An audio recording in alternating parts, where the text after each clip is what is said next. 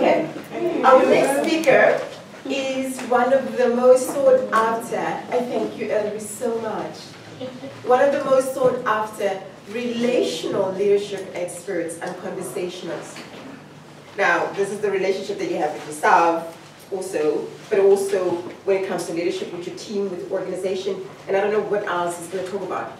But he has 30 years in terms of management consulting, and he has written a few books. Let me see I will show you the books, Doctor.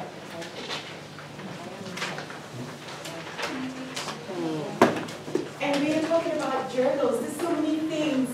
Journaling, and mind you, none of us really had a sit down to talk about what we're going to really discuss today. But it's intertwining and it's weaving into, all the conversations. So there's a lot of books. First time leadership, effective time management, why great leaders are catalysts, and you've got a journal with the first time with one book. Get yourself these books. It's our own. We don't have to order these books from United States or wherever. Yeah. So I don't want to get into it. Also, Doctor has a D.B.A, a Doctors of Business Administration.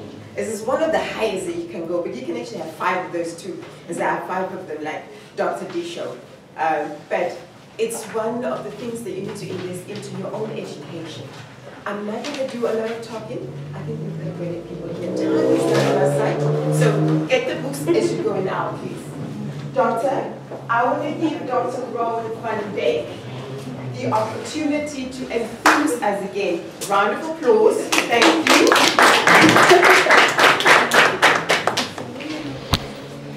I hate my boss. Do any of you hate your boss? Hey? Come on, be honest. Hey? What is it that you don't like about your boss? Especially if you're your own boss. What's it that you don't like about your boss? He's bossy. Okay, bossy. What else? Grumpy and unfairness. Unfair. Recruit and fire. Recruit and fire. There's a good one. Anybody else? He has the corner office. Okay, try that again. I'm my own boss. I can't. Oh, your own boss. If you hate yourself, you got a problem. We're going to have to end into that. How many of you have had a boss that you liked? Good. So what did this boss do that made you like them? He's too friendly and kind and polite and All right. Friendly, kind. Very humble. Humble. He treats people fairly. Yeah. He retired, unfortunately, my regional director. Yeah, well, all of us have our time. he was respectful, he had empathy. Okay. A very good communicator. All right. So these are good attributes. Communication, empathy, kind, humble. Give credit where credit is due. So we sit with a situation that these people that have done all these studies, and some of the recent studies show some startling facts for you that can't see. 80% of leaders fail in the first 2 years. They don't make it. 75% of leaders today actually don't like their jobs. They don't like being a leader. 70% of them are stressed out all the time. 60% of employees resign and leave their job, not because the pay is too little, not because the working hours are too long, or because the working conditions are not nice. They don't like their boss. Yeah. So how do we change this? I mean, what is the problem? For years, we've had managers. You read my books, you'll find that there's a big difference between a manager and a leader. I talk about leaders. We need to do something about it. And What if the problem is not the leader and it's you? then the problem is still with the leader, because the leader needs to recognize that. So we'll get back to the leader. Brand spoke about creativity, said creativity is not art. But I want to talk about the art of leadership. Hey, why is this thing paging quicker than it's supposed to? Leadership is an art. The art requires 3 things. The letters depict a particular skill or attribute that a leader needs to be able to be kind, humble, friendly, fair. And the leader needs an ability. A.R.T spoke to you about changing your focus. Brand spoke about being creative, about being different, how to do things differently. So why do you need to be a leader that keeps kicking butt all the time and hiring and firing? Why can't you be different? So you need to learn how to lead. If we don't know how to lead, how do we lead? And we've spoken earlier about the school system. It was actually quite strange that she mentioned that the school works opposite to what Brandt had up there. But for those of you who recognize that that was Bloom's cognitive, part of Bloom's taxonomy of learning, that's the cognitive learning domain. And Benjamin Bloom was a principal who was also an educational psychologist. And it's quite weird that he developed that, but in schools it doesn't work the way that it was actually developed. The problem is we get taught all kinds of things. We never get taught how to lead. So we need to learn how to lead. So, talking about art, let's stick with the art. I've always wanted to draw. And I consider myself a bit of an artist. I think I draw quite well. So, what happens is I have in my mind this picture of this magnificent black stallion galloping graciously through the green meadow. And then I get so passionate about this that I decide I'm going to capture this stallion on paper. So I start drawing. I mean, this beautiful stallion with its flowing black mane and this muscular body of it, with those muscles rippling as it runs and the tail flowing in the wind. And there I have my stallion. Sorry, it looks more like a rat. The point is, I never went to art school. There are some people that are naturally gifted that can do it. One of the people that I know is a guy called S.P. van der Merwe. He puts a lot of his drawings and stuff on Instagram. But speaking to S.P., he still says that although it's a natural talent, he still had to learn certain basics. He still has to practice that skill every day to get better. So even though you might have a natural talent, you don't automatically have it. Let's look at a famous painter. Yo, it's dark. That's supposed to be Leonardo da Vinci. We all know Leonardo da Vinci, the famous paintings that he painted. But Leonardo da Vinci was born in Florence. He was born out of wedlock. And his mother was a peasant worker. And because of that, they couldn't afford to put him in a formal school. So he was mostly homeschooled by his mother. But because his mother worked in other people's households, she couldn't spend a lot of time with him. So he ran around the streets a lot. And eventually, he managed to find his way into the studio of one of the then most famous painters, Andrea Diccioni. And he eventually ended an apprenticeship. And it took years of practice, of learning shape and form and color and all of these things. And eventually, he got to a point where Diccioni allowed him to paint with him. Not even on his own, with him. And years after that, he eventually was allowed to paint on his own. And we know the paintings, Mona Lisa being one of the famous ones, The Last Supper. But he started off, he didn't know. He had to learn. Right, now the same as Da Vinci, what happens? If you want to learn how to lead, you need to be yourself. You need to be authentic. Right? You need to believe in yourself, as A.R.T explained to you.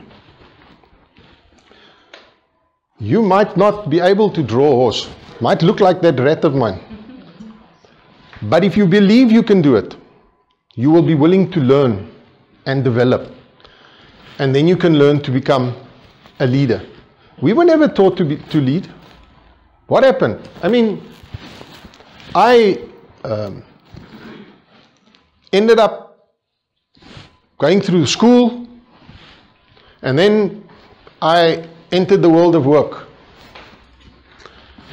And I joined a corporate company, and I was appointed as a trainee manager. I arrived. I'm going to be in charge. And they sent me to this academy for 6 weeks, and they taught me all the theory. It was a retail organization, so I learned about merchandising, about cashing up, about banking, about merchandising. I even learned how to process supplier claims. But nobody ever taught me how to lead my people. And then I thought, wait, I'm going to do something about it. I'm going to go on a couple of courses. So I went on some courses. Some the company paid for, some I paid for myself. And I still didn't learn how to lead. Yeah, I learned how to fire people using the correct procedure, but I never learned how to lead. Then I thought, no, wait, I'm going to do a degree, that's it. If I go to university, those people are clever, they're going to teach me how to lead. And I went to university and I got a BCom degree, but I still don't know how to lead. I was promoted to area manager though. Okay. And so it carried on. Studied and studied. And Isabella, I got my D.B.A. at 52, so there's still enough time for you for your PhD. Yes. Yes. But I studied and I learned and I learned. And I just didn't learn how to lead. And then eventually, I started coming into contact with the John C. Maxwell's, who also happens to be one of my favorite writers, and the Simon Sineks, and the Robert Greenleafs, and the rest of them. And I learned that there's a difference between managing and leading. All they teach us is how to manage. Yeah. And what does a manager do? They control and they instruct. What does a leader do? They empower and they inspire. What does empowerment mean? It means to teach somebody to a level maybe even higher than yours. And what's the problem today when we were talking about the bosses that you don't like? They don't give you credit. They don't give you opportunity to learn. None of that. Because they are scared you're going to take their job. So you're not allowed to be creative. You get told what to think, not how to think. You're not allowed to shift your focus, because the minute you try and jump out of the bowl, you get smacked back into the fishbowl. It's not your place. It's not your job. Stick to your job description. So how do we change it? Now I'm talking about leadership. And most of us, when we say leadership, we think, oh, you know, it's the president of Namibia. Yes, that's also leadership. But anybody that is responsible for the actions of somebody else is a leader. As a parent, you're a leader. If you are the secretary or you run a club, you're the leader. Just to give a bit of punt, you all know now, A.R.T is the vice president of membership for Toastmasters. I'm the vice president of public relations, so I've got to give a bit of a marketing going in there. But Brunt is the leader. He's the area director. So he's in charge of a number of clubs. So even in Toastmasters, you can learn how to lead, because we go through the process. So the thing is, we need to practice most of the time. We learn by experience. If we take parenting, how do we learn? Trial and error. More error than trial. Absolutely.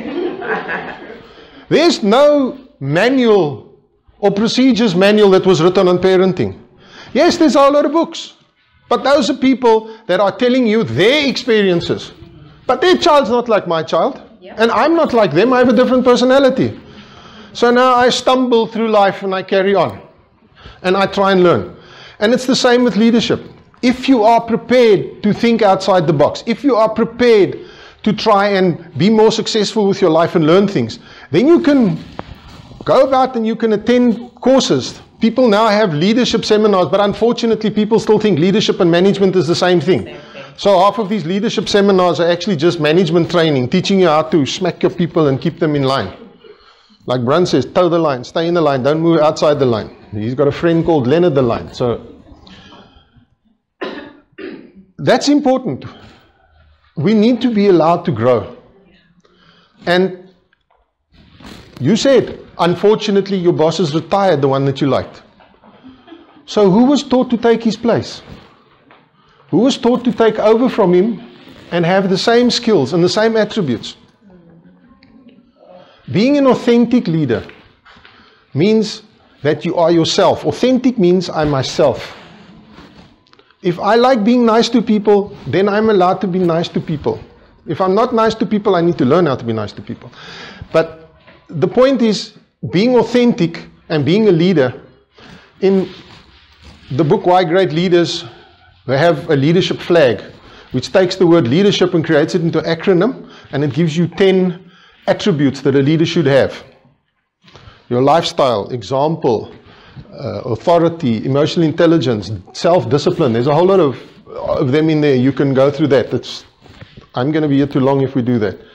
But there are different ways of learning how to lead. There are millions of books. So I've written another book or two. But these books are based again on my experience. Because there's no manual that says this is how you lead. These are from my experiences, what I've experienced and how I've learned, and what I've learned what leadership is and what I think. The book is slightly different. It's like an old school textbook, so it has summaries at the end of each chapter. It has a QR code so you can scan it, takes you to a private video summary of each chapter of about 15, 16 minutes. And like Isabella said, there's a journal that goes along with it. So if you want to learn and you want to be serious, then you journal it and you keep record of it. Those of you who know ISO auditor will say to you, if it's not written down, it didn't happen. And it's the same with your dreams. Isabella has managed to fulfill about 90% of her dreams and goals that she had. Why? Because she stayed aware of it. Write it down. There's something, some chemical reaction that happens in your brain that if you take the thought and you actually write it down, that there's a lot more chance of you achieving it than just talking about it or thinking about it. My mother used to work for Golden Products years ago, and she had this thing. Every time she wanted to buy a new car and she planned the car, she used to go get photos and stick it up in the bathroom everywhere. So every time she looked at the fridge that she saw the car, and it kept reminding her of her goal. Otherwise you forget. All right. So once I've learned how to lead, and I've learned the skill, and I know what it takes to be a leader, then I need to get to the next part. Then I need to develop relationships. And this is where it comes in. The thing with relationships is, if we look at leadership, in 1997, Robert Greenleaf wrote a book called Servant Leadership. And then it sort of changed, and these days, the Maxwells, the Blanchards, the Sineks, the rest of them, the Van Dyks, all write about leadership and not management, and about the way and the way you treat your people, and being empathetic towards your people.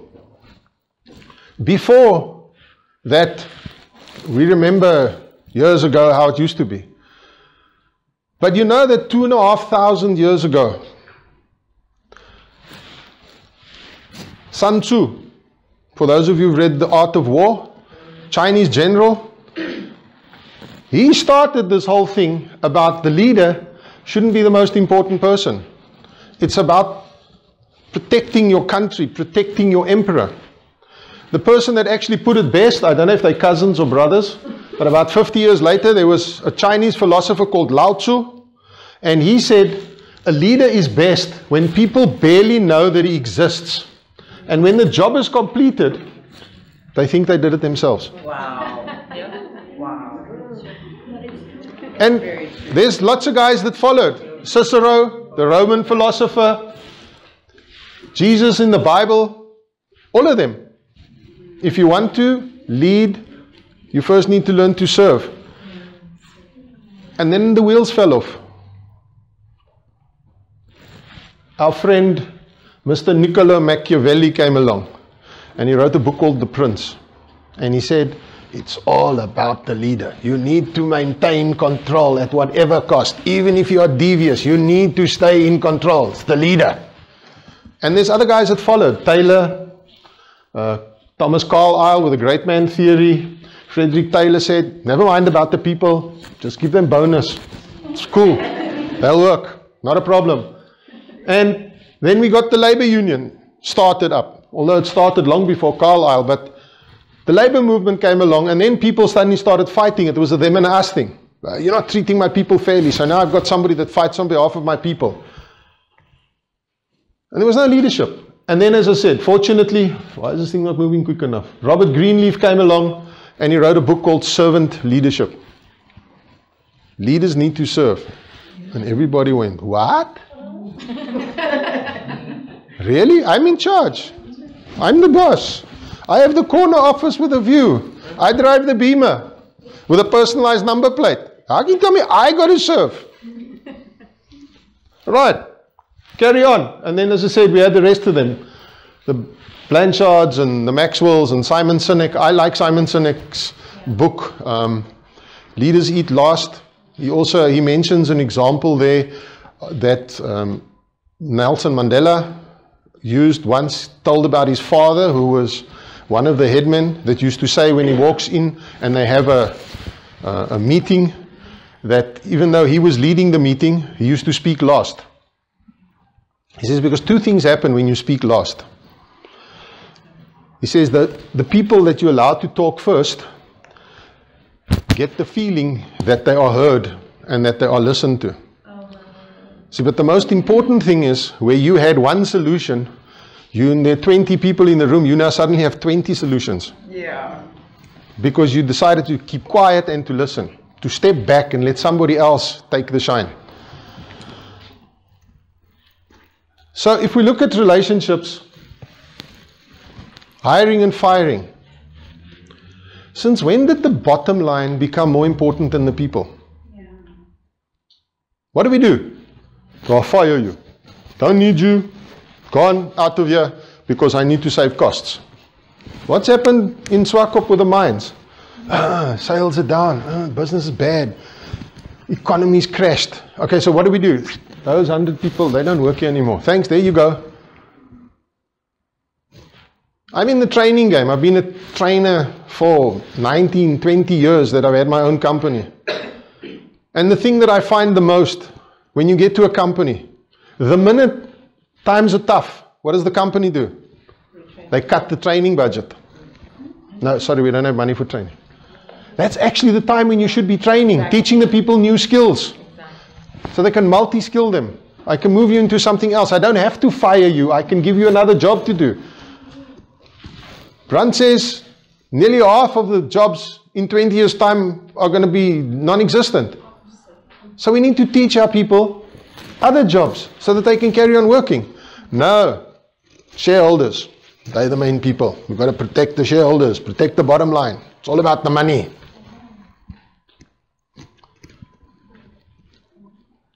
Communication, one of you said. Leaders don't communicate anymore. When last have you, if you are a leader, or when last has your boss got up off his butt in his office and walked over to you and started a conversation with you? Send a WhatsApp. You're on WhatsApp groups. You have a meeting. Driving at 160 on the highway. Ping, ping. Yeah, technology is a great thing. But technology now runs our life. I mean, I nearly blew my gasket. My son broke up with his first girlfriend by sending her an SMS. It's the norm for the kids. We have WhatsApp groups and Facebook groups and Instagram and what's the other gram and all these other things. I'm nearly 60. I'm still trying to catch up with the technology. It doesn't work for me. But the point is, we don't communicate. We are finding now, with being involved in professional speaking, or public speaking. So just to explain the difference quickly, Toastmasters will teach you how to speak. The Professional Speakers Association of Southern Africa or Namibia will teach you how to make money when you learn how to speak. Okay. That's the difference between the two. But we've got this whole professional speaking, public speaking. If you look on YouTube and you look on the internet and that, it looks like these guys, there's millions of these people. You've got TEDx, you've got Toastmasters, you've got world championships and all kinds of things. Because people are realizing that we need to look at one another. If you're sending a WhatsApp, oops, I accidentally had cap locks on. Now what does the other person think? Oh, he's shouting at me. No, sorry, I made a mistake. I SMS'd my son once. My son was in a boarding school in Cape Town. I used to stay in Durbanville, about 50 kilometers away, so he wasn't really a boarder. They were called weekly boarders because they didn't stay the weekends. Friday afternoon, I had to go fetch my son. But now I was running a little bit late, so I sent him an SMS. Or what's it? It's called a text message. So I texted him, and I asked him, where are you? I'm running late, where are you? When must I pick you up? He sends back, at the hotel. This is a grade 10 kid. What the hell are you doing at the hotel on a Friday afternoon? Bugger this phone. Hey, where are you? What, where are you? No, I'm at the hostel. Oh, okay, missed the S. That's what happens. You know what's the beauty of face-to-face communication? You can see the person's facial expressions. You can see their body language. Hey? You put your hand up. I thought you wanted to say something. No, I'm just saying, people actually go to restaurants eating and while they're on their phones together. I don't know why they go out and eat if they're going to stay on their phones the whole time. It's worse at home. It's worse at home. My wife, my wife has this thing that I'm always on my phone. But I'm not always on my phone. I mean, I've been in Otjiwarongo for a week training. I haven't been at the office for a whole week. Actually, today Matthew's here, so there's nobody at the office today. But now, my only means of communication, I mean, I've also fallen in a trap. Emails, WhatsApp, so you're now trying to catch up. I went on to Facebook last night for the first time, and a very good friend of mine had a birthday on Monday already, but I only saw it yesterday. Because I don't get there, there's too much to do. Everything. But my wife was very against this Facebook thing. And then her sister convinced her to get into Facebook. Now when she wakes up at 4 o'clock in the morning and she can't sleep, dance at Facebook. But I got no problem if you're looking at Facebook on your phone. But why do you have to play the video clip at full blast when I'm sleeping? And that's what happens. But it's serious. I mean, my kids, before WhatsApp, it was, what's that stuff? Mix It. Then I'm driving because my daughter's in a girls' school in Paul and my son was in Paul Boys High, one in La Rochelle and one in Boys High. So they're both in Paul and they're 2 blocks apart. Now it's a 50-kilometer drive. So on a Sunday when I'm taking them back, then it's dead quiet in the back and they're sitting on their phones. I say, what you guys doing? Now we're chatting to one another. But you're sitting next to one another. No, but they're sitting on... It's cheaper on Mix It. Excuse me. So we don't talk. So how are you going to develop relationships with your staff if you don't talk to them? So if you have a boss that doesn't communicate with you, get up and you go to his office and you go start a conversation. You'll probably scare him to death, but anyway. Do it. You know, it's another thing. We go through the schooling system. Brandt was saying. You get born. That's the first time you get punished. You get your butt whacked. Ah! Okay. Now you go through that whole process. We get groomed and we get told what to do. But what's another thing that we get taught all through life? Can't make a mistake. No. Do it right. Not allowed to make mistakes. How do you learn if you don't make mistakes? She now give my age away. I have a granddaughter. She's in January she'll be 2. But last December we were all in Cape Town because I have a house in up the west coast as well in South Africa, and we were all there with the family and everything, and my son then came down. He stays in Windhoek. They came down so that the family down there could see the little one. But she turned a year in January. So over Christmas, it was... Yeah. Okay, so then she stands and she bang, she falls down. Everybody, and then she tries again. What have we done? Oh, she fell down. Oh, that's it. She's useless. Come, get another baby. Can't have this one anymore. This one doesn't know how to stand. We don't allow for failure. Now, like each one of us, we've learned a couple of sayings. Brunt says, don't move on, move up. I tell people, failure is only failure if you don't learn a lesson from it. If you learn from failure, it's experience. That's how we learn. But now what happens? We're too scared to make mistakes. Why? Because the boss doesn't communicate with us. The only time he communicates is via WhatsApp or when we get a written warning. So we're too scared to make a mistake. So we sit there and what happens? We don't develop as leaders ourselves because we don't want to make decisions anymore. What if it's the wrong decision and I make a mistake? Oh hell, what now? Brunt has a friend that he told me about once. She made an accounting error in the books and they were being audited and she'd made a $40,000 error. Now she's sitting and she's nervous. And she goes to Brunt, she says, what am I going to do? I'm going to get into trouble, I'm going to get fired. He says, go talk to your boss. No, I can't talk to my boss. Just now they get cross or they fire me. He says, well, if you don't talk to them, they find out, they're still going to fire you. So take the chance and go talk to them. And she went up and she spoke to the boss. And the boss said, okay, cool, great. Luckily we got the mistake before the auditors got here so we could fix it. But if she'd sat on it and waited till the auditors, then she would have been in trouble. But it's because leaders don't allow people to make mistakes. They don't allow them to learn by experience. So people get too scared. And it comes from the communication. Sorry, I'm quoting Brunt again. But I use it in my training as well. When people say, yeah, but, and this, I need to go ask, especially when they want to take decisions, I'm not quite sure. If you're going to come to me and you're going to ask me something or ask advice, don't come with a problem. Come with a solution. Instead of saying, I don't know how to do this, how should I do this? Say, you know what, I have this problem, but I was thinking, couldn't we do this? And if it's the wrong thing, I'd say to you, no, maybe not. Maybe we should go this route. Or, oh yeah, that's a great idea. How else are you going to learn? All right, so we need to allow for mistakes. If we look at a family, for instance,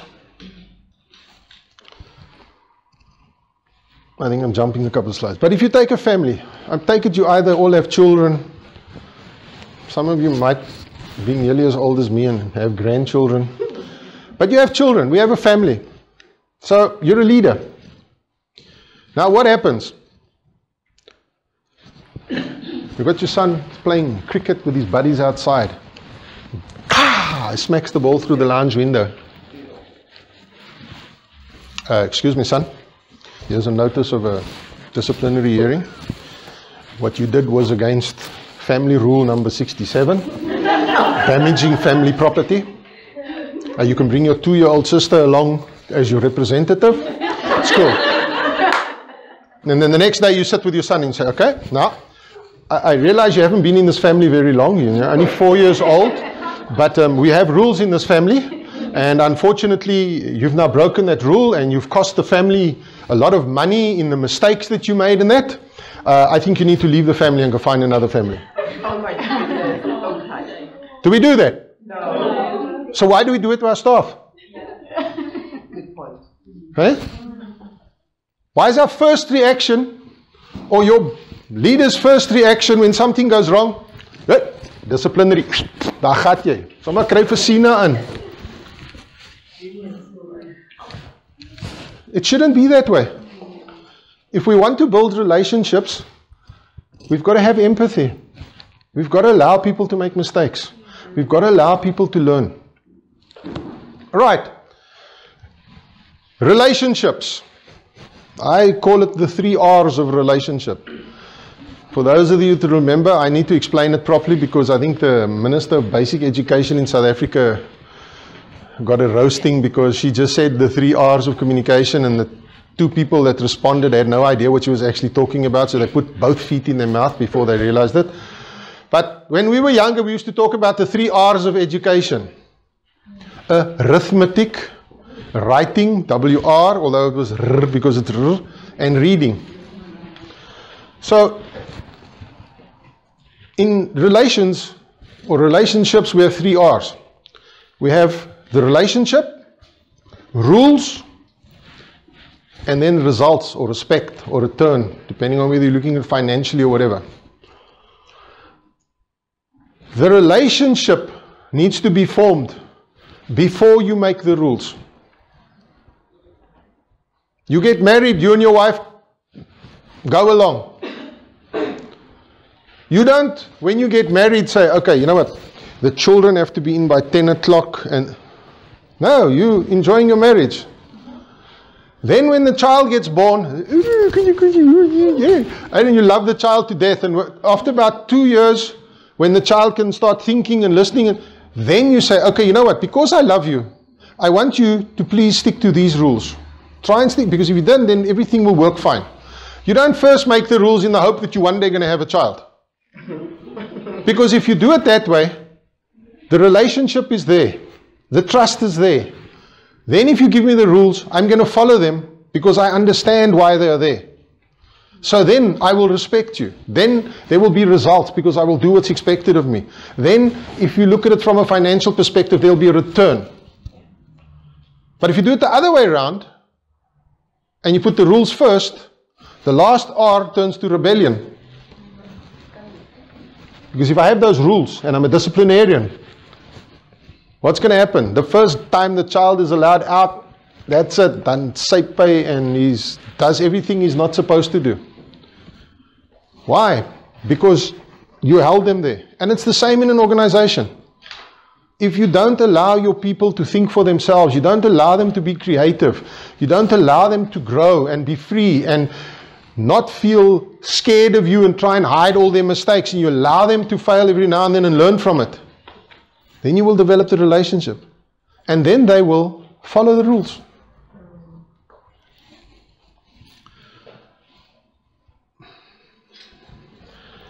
I used to, as I said, I was promoted to an area manager in this retail organization. But this was like about 20 years ago. If I knew then what I know now, I'd have had a totally different team. Each branch, if they made their sales target for the month, the branch manager and the staff would get a production bonus. I would only get a production bonus if my whole area made target. Now obviously that means just about every shop has to make target, and the one or two don't, and the other have to make way over target so that my area makes target, because it's the total of the branch's target becomes my target. So my whole focus was on, come on guys, more promotions, and you need to do this, and you must advertise, and you must get them, you must work overtime, and you must do all of it. Because I want my bonus. I mean, I could do a lot with that money. But if I'd gone the other way around, if I knew then what I know now, and instead I had tried to develop the manager and try and make the branch manager be the best manager that he could and lead his staff properly, what would happen? He'd work, he'd deliver, he'd automatically make target. And what would happen? I'd make my bonus without even focusing on the bonus. So it mustn't be about the bottom line, it must be about the people. So the next letter is the T. That comes to trust. And it would have been nice if I had a flip chart, then I could have drawn you nice funny little pictures, but it's alright. I'll try and explain it to you. No, I just wanted to mention the way you're talking about leaders should allow their people to make mistakes. Recently, I think it's about 2 weeks back, we were at the same event at Hair Lodge, and then we were in the restaurant, and then it so happened that the lady who was helping us, a plate fell. But then lucky enough, after it fell, she went maybe to get another one, and then I would hear in the kitchen, probably the manager or whatever, so I heard her first, so I quickly ran to the lady. I said, I'm the one who broke that thing, not you. So I quick, when she came, yeah, to say me this egg. No, lucky enough, maybe because I was a customer, they said it's fine, otherwise we would have taken it from her. So that lady was like, why would you do that? Why didn't a true leader who allowed their people to fail, who had empathy, would have gone and said, I see you broke the plate. Is there something wrong? Or are you feeling okay? Do you maybe need somebody to help you carry? Did you have too many plates? No, take it off your pay. But we do that. I had a similar incident at the hotel I was staying in Potchefstroom, where I was sitting in the restaurant, and the restaurant is full. Luckily, they're all German and French visitors. I don't think they understood the Afrikaans. But you could definitely hear by the tone of voice that he was shouting at the chef. I'm saying, responsibility. And I'm sitting there, and then he comes past, he says to me, I was about to say to him, I need to talk to you. So I thought, no, wait, because if I now start, dan gaan ek nou 'n scene maak. So let me just leave it at that. But that's what happens. And in most cases, because we are under pressure, our first reaction is, instead of just stepping back, relax, think a little bit about it. So firstly, you need to learn how to lead. Once you have the skills of leading, attending seminars, reading books, going on courses, doing degrees, whatever it is that teaches you the skill of leading people, then what happens is you will develop relationships, because you'll know how. And once you've developed the relationships, then your team will start trusting you. So, with trust, what you need to realize, and that's where this whole servant leadership and relational leadership comes in. Sorry, Mr. Machiavelli, it's not about you, the leader. It's not always about you. There's one of the big symphony orchestra conductors in the States uses his orchestra and his job when he also does leadership talks. And I use it in leadership as well. If you look at your team, if you're the leader, when you are working, when you're the secretary, or whether you're the cleaner, or whether you are the driver, or whatever it is that you are in the organization, your success in your job is dependent on your performance. Correct? But when you're the leader, your success is dependent on what? Your team's performance. So it's not about you. If you go back to Lao Tzu, if you can get to a position where you're the leader and your team achieves the objectives and they don't even realize that you were there leading them, then you've arrived. Yeah. So it's not about you. Realize that. Yes. Okay, this doesn't really have to do with this topic, but there's this quote that I like, and it similarly goes like this, that in the end, parents learn more from their children than what the children learn from their parents. So you could see it, okay, I'm not in the corporate world in any way, but I'm just a student, but I just want to know that if you see the child as the worker and the parent is the manager, how do these children teach the manager to become a better leader? Do you Easy. understand what I mean? It's very easy. The parent allows the child to think, to have their own thoughts, to be creative, to come up with ideas. You don't know everything as the parent. You're basing your experience as a parent, even sometimes as a leader or manager, on a book you read. And the problem with most of these leadership books, I need to be a thought leader. So that means I need to be an expert in a field. So I've now coined relational leadership. But you have transactional leadership, and you have creative leadership, and it's still leadership. Everybody is saying the same thing. Now what happens is we read all these books as leaders, and now it's this craze, and then all of a sudden this guy comes out with this, and in the end we get so confused we don't really know what it is, because we're trying to, as Isabella said, trying to wear somebody else's shoes. Authentic leadership. Be yourself. We all have different personalities. In the same way, we all have different leadership styles. So if you allow your people, if you allow them to make mistakes and you're going to have the relationship with them, what's going to happen? is they are going to be prepared to make suggestions. So if I make a wrong suggestion, oops, okay, you're going to help me. That's not a problem. You're not going to fire me. So now are we prepared to make a suggestion? Might be a wacky suggestion, but at least I'm starting to think, and I'm starting to offer, and I'm starting to give input. And in that way, the parent learns from the child. All right.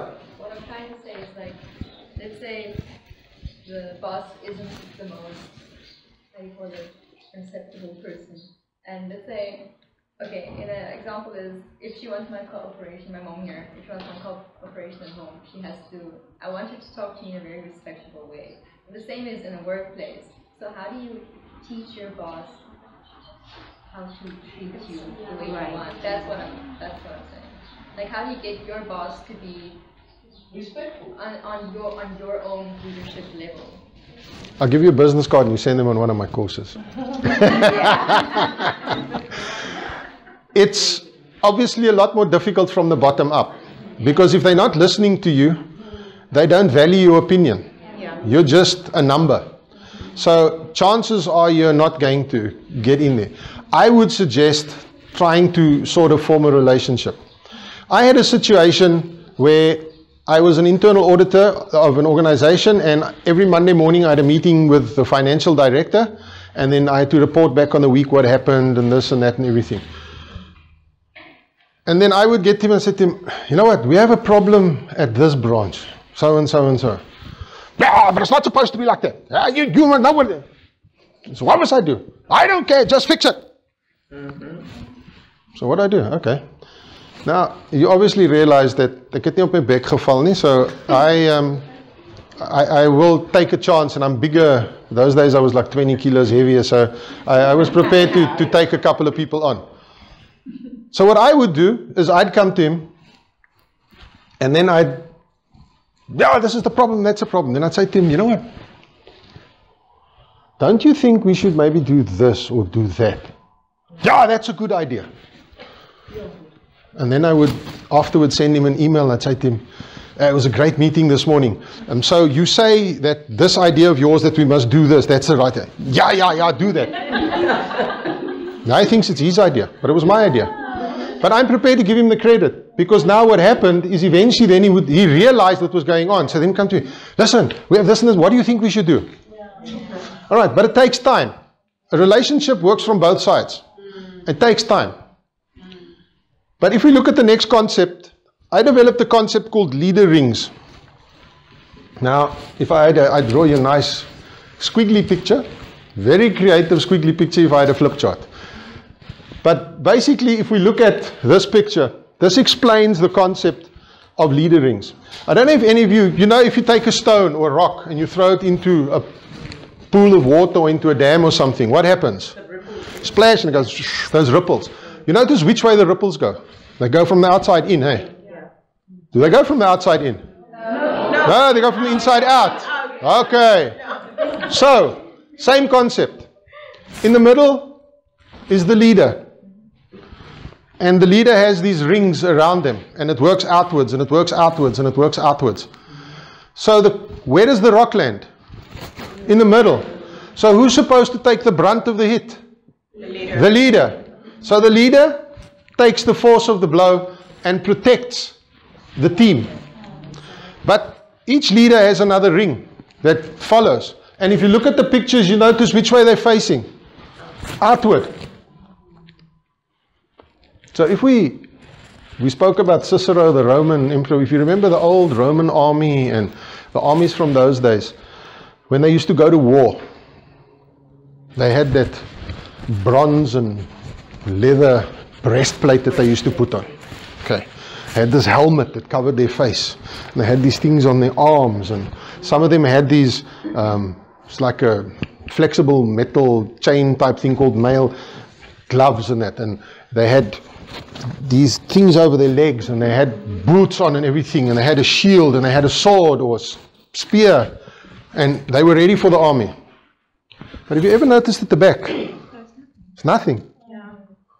So the Roman army had this technique where they used to form a square facing outwards. Have you ever looked at or noticed what buffalo do? when the little one is being attacked by a lion. They form a circle with their backs to one another and their horns outwards. Wow. Same concept.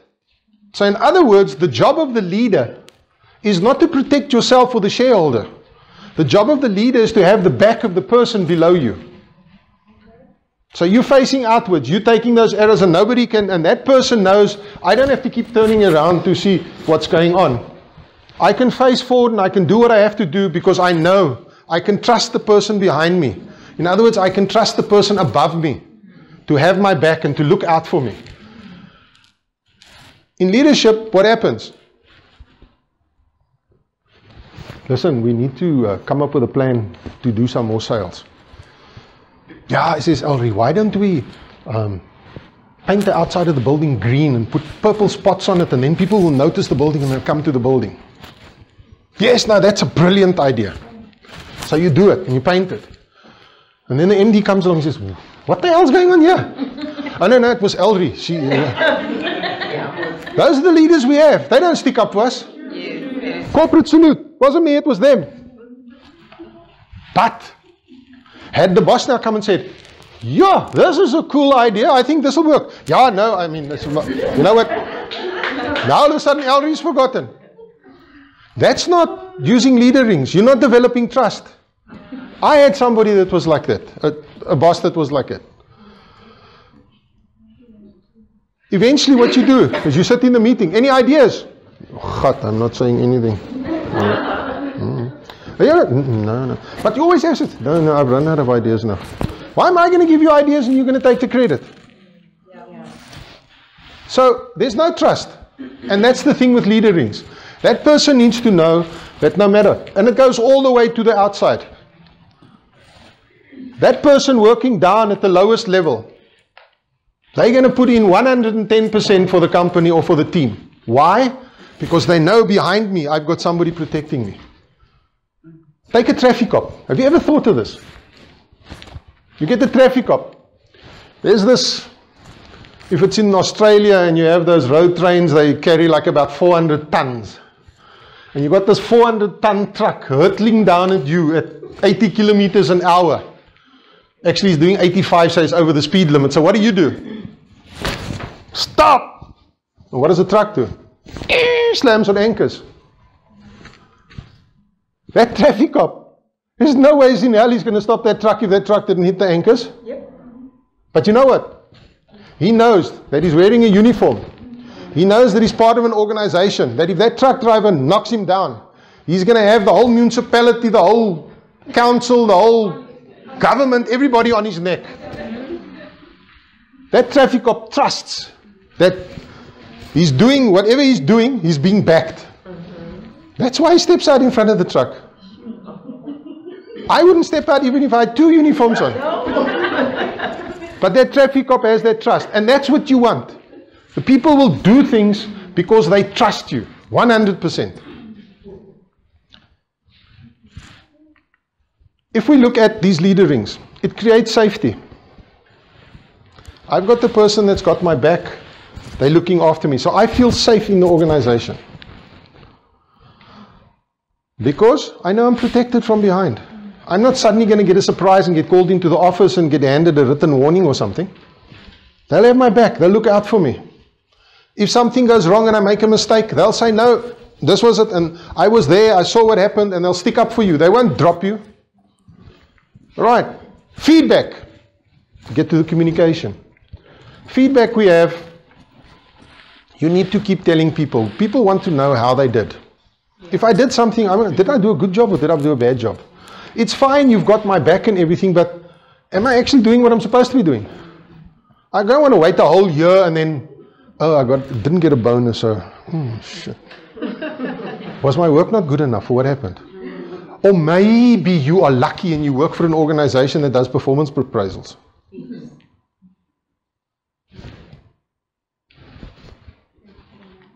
We've heard of the open door policy. How about an open ear policy? Not just say, oh, we have an open door policy, and then when you get to the boss's office, the door's locked. Because he's having a meeting or he's out playing golf. But somebody that actually, if you come to them and say, listen, I stuffed up, I made a mistake. Okay, sit down, let's talk about it. See how we can fix it. I tried something, Matthew's here. I tried something with my staff. I've done a performance appraisal on them, and then I asked them to write a letter or send me an email or whatever, and they need to tell me 5 things that they thought I did well as a leader, and 5 things that they thought I didn't do well as a leader, that wasn't working. And I got it. And I know they were a bit scrucky in the beginning. I said to them, listen, you're not going to get into trouble. Go for it. Just be honest with me. I want to know. I want to know what you think of me. And then they got it and I read it, and then we sat down one-on-one in the boardroom and said, okay, so explain this. Yeah, I understand that. Explain this to me. Okay. All right. So yeah, I agree with you. I'm guilty of this. So what can we do to change it? And I'm sure if Matthew had to do it now again today, there'd probably still be some of those on the list, because I probably still haven't fixed them all. You don't just suddenly tell somebody, oh, it mustn't be done like this, and now, wow, magic, simsalabim, now they do it. It doesn't work that way. It's a repetitive thing. You've got to keep practicing it. So, the same way I expect them to change and to deliver, they need to know that they can trust me. They need to know that I will also listen to them, and I'm also prepared to change if I have to. But if the leader is not prepared to do that, and they're not prepared to listen, then it's going to be damn difficult. And maybe this Art of Leadership is a new book, but maybe the book after that they've figured out how to get you to be able to go get the manager to change. I know somebody wrote a book once about fire your boss, but that was more about starting your own business. So, but maybe that might be a good idea. I wonder what it'd be like. Actually, I was watching the rugby the other day and I was thinking, how come a player can get a red card and get sent off the field by the referee? Why can't they give the referee a red card if he blows or makes a mistake? Nothing happens to him. Next game he's blowing again.